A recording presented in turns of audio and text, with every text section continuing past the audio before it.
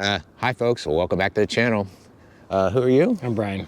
Hey, I'm John. Hey, it's been a hot minute since we've been A little together bit, doing this bit, stuff. yeah. So yeah, you saw last week in the video, I gave a little teaser. You know the children's book, If You Give a Mouse a Cookie. So if you give a cyclist a new pair of bike shoes, they're gonna need a new bike to go with it.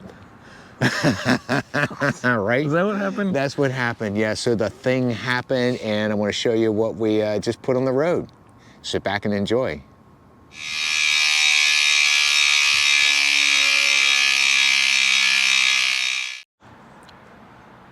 So you got a new bike. What? You got a new bike.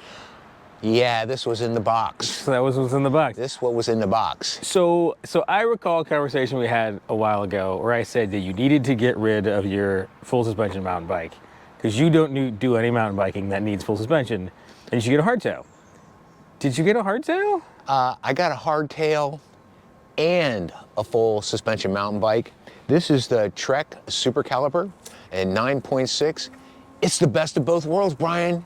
Hey, you lock it out and it rides like a hardtail. It snaps, but if you loosen up that the suspension, wow, you've got 90 millimeters of rear tire travel and 110 millimeters up front.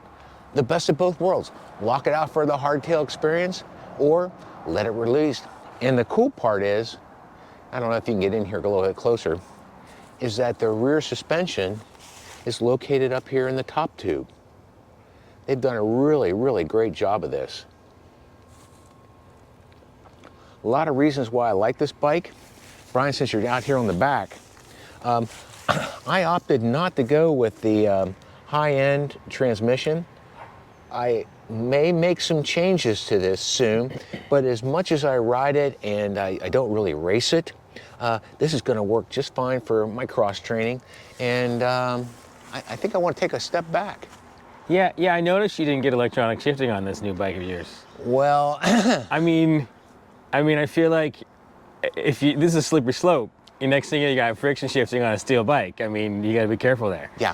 So, but I do want to say something about this particular ride, is that it is so much more comfortable. You mentioned my former full suspension Santa Cruz. Great bike, great ride, but I always felt like it was riding me. I felt so awkward on it. This one fits. And what Trek has done with this is they've adjusted the reach, and they got a little slacker head tube that's going to give you some additional control on the descents. And I can immediately tell, I haven't been out on a really good shakedown ride yet, but I can immediately tell that, wow, this bike fits me a whole lot better than my other one did.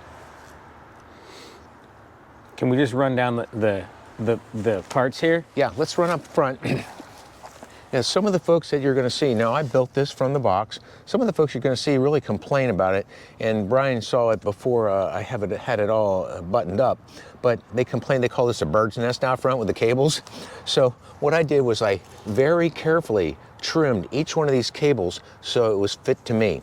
And then I highly recommend these Jaguar cable keepers. Wow, they just clip on here and they keep everything nice and neat and tidy. The other thing I put in here were these Jaguar cable tensioners. Now, these cable tensioners are really important because this particular switch activates at the same time both the front shock and the rear shock. So if anything's like, shifting or getting loose, you're not going to have them work together in unison. Let me dispel a myth. Cable stretch is a myth.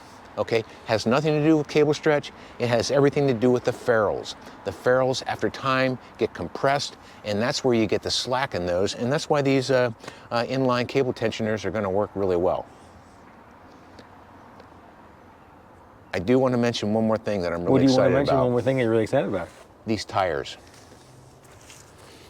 Sometimes on the internet, Bontrager can take some heat for tires. This is one of their new Race Shop limited editions. They're called St. Anne's, and I'm really excited about this because my previous mountain bike, they were so chunky and square that sometimes I felt like, gosh, I don't have any control in the turns at all. These have really a nice round shape. They have great rolling resistance in the center and great puncture protection on the side too as well. I got the tire pressure really low on these. How low? 24 in the back. That's pretty high. And 20 in the front. Nice. No, it's 20. for my weight. Because I used a weight calculator and said, okay, 24 in the front, 20 in the back, tuned to suspension.